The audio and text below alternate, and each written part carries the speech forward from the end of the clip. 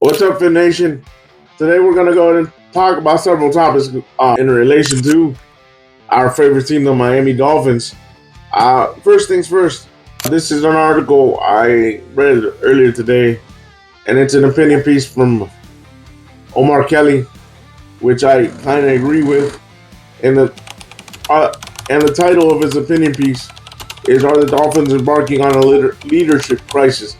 And I'm not talking about a Pepsi leader or a Coke leader. I'm talking about leadership in terms of the entire team and who's going to be the leaders. Because as we know, Tyreek Hill likes to troll a lot. Tyreek Hill has said in the past that he wants to leave Miami. Jalen Ramsey's on the trading block. And as we know, Teron Armstead retired and Calais Campbell is now in Arizona. So who's going to step up and be leaders on this team? Is it going to be Zach Zeeler? Is it going to be Brewer? Is it going to be the offensive player we got from the Steelers, James Daniels? Who will be the true leaders on this team? And are we going to have true leaders on this team? Veteran leaders that will lead the team and not get this team into trouble. Somebody or some leaders that will create accountability for the team, not only the players but the coaches themselves. I'm going to go ahead and read to you the opinion piece, and then I will go ahead and read to you another piece that emphasizes more that we're going to need leaders because of what recently happened. And I don't even know if Blake Ferguson is going to be around because they drafted a long snapper out of Alabama. So if he does well enough, Blake Ferguson might not be on the team, even though that would shock me if Blake is not on the team. He's been with the team 19 or 20 years. But let me go ahead and read to you this article, and then we'll go ahead and read to you. I'll let you guys know the 4 veterans that were released earlier today. For 1 minute, or however long it takes to read this, let's forget about the perception that the 2025 Dolphins are a finesse team or need to beef up the trenches, becoming tougher and more physical. There's plenty of truth to that accusation, and the evidence of it can be found in how the team's decision makers altered their approach to roster building this offseason. As concerning as Miami's finesse reputation might be, the top concern the Dolphins' circle of trust should have its focus on. It's how fragile the team is, and my theory that the roster must be handled with care. Dolphins' fragility is likely why Jalen Ramsey and the Dolphins are getting divorced. The all-pro cornerback isn't buying into what these Dolphins are selling. And the last thing head coach Mike McDaniel can afford is for Ramsey to pollute the water. As important as accumulating talent is in sports and every competitive environment, what separates the great from the good, if not mediocre, is chemistry, teamwork, and leadership. That's the foundation for successful That's a foundation for successful collaborations. The 2023 Dolphins had a significant amount of success early in the season because they had good chemistry and played together as a team. McDaniel openly credits Calais Campbell and Teron Armstead's leadership last year as the key to that 2024 team holding it together during quarterback Tua Tagovailoa's early season absence, helping the Dolphins survive a 2-6 start to the season. Campbell's leadership was one of the main reasons the Dolphins didn't move the 17-year veteran at the trade deadline when multiple teams offered an early third-day draft selection. Now he's in Arizona doing his Yoda thing with the Cardinals, and Armstead a month into NFL retirement.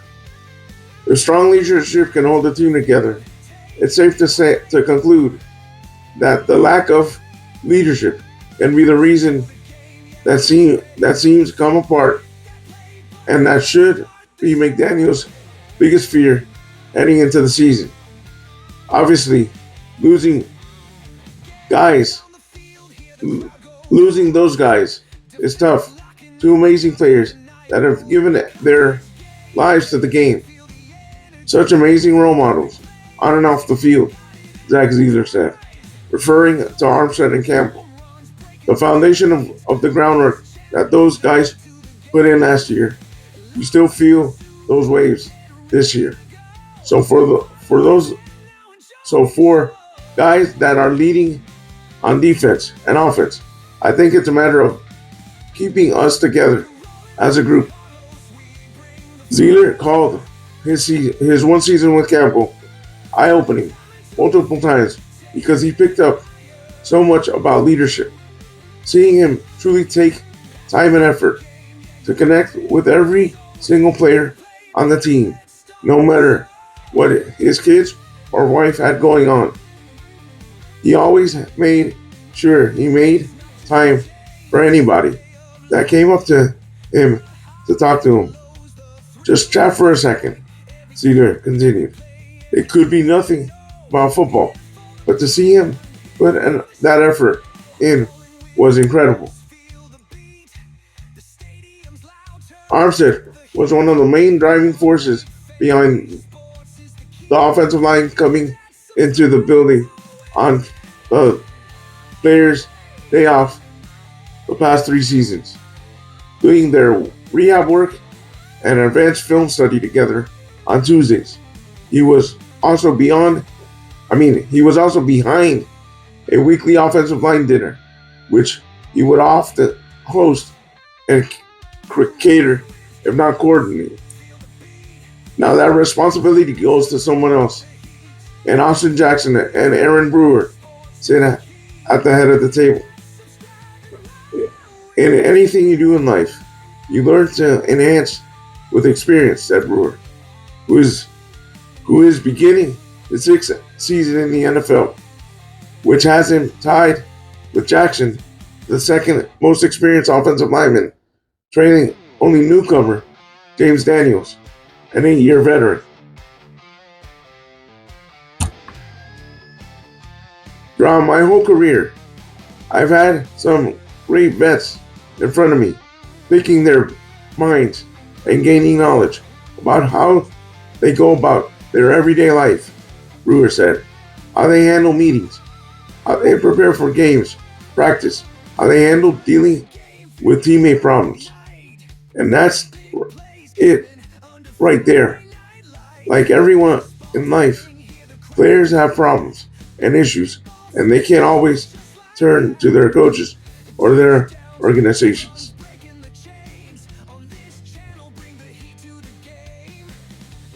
There has to be one elder statesman, someone such as Tyreek Hill, can come to about his impending divorce, or a starter can turn to about handling a potential demotion or being replaced by a young player. Brewer said the biggest thing he will always take away from his time with Armstead was how he helped teammates deal with everyday problems. Everyone sees just football side of things. We all have our everyday life, Brewer said.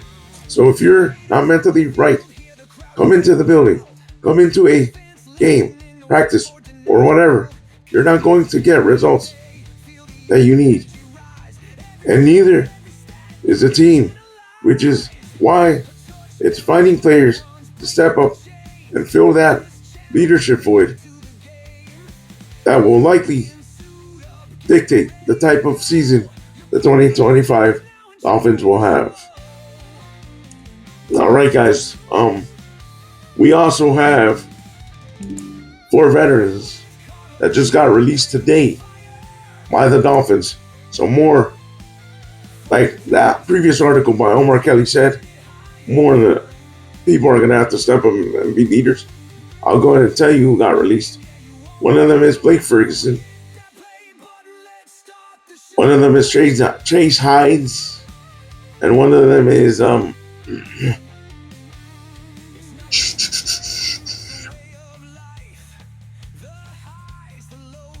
defensive tackle Pharrell was also released. And we know that Jalen Ramsey is going to get traded. So, and a little quick interesting thing I found is that the AFC East is going to have, for the 2025 season, they're going to be the first division that's going to have alternate uniforms. We don't know what they're going to look like, but it's a series called Rivals, and it's going to be released by Nike. So once or twice during the year at a home game, whether it be the Dolphins, the Patriots, the Bills, or the Jets, they're going to have these rivalry uniforms that are going to be basically, it's going to be during a rivalry game, and it's going to dictate or going to be colors in regards to that specific rivalry. Let it be the Jets versus the Dolphins, the Bills versus the Dolphins, the Patriots versus the Dolphins, or any of the other AFC East teams. Let me know what you think about the Omar Kelly article about players having to step up the 2025 season and the Dolphins having to find new leaders because of the retirement of Teron Armstead and Calais Campbell leaving Arizona. Also, let me know what you think about the alternate uniforms, which we don't have any idea what they're going to look like. And also let me know down below in the comments what you think about the 4 veterans that have been released by the Dolphins. And as always, stay positive, stay on your grind, and like always, fins up. Have a great day. Peace.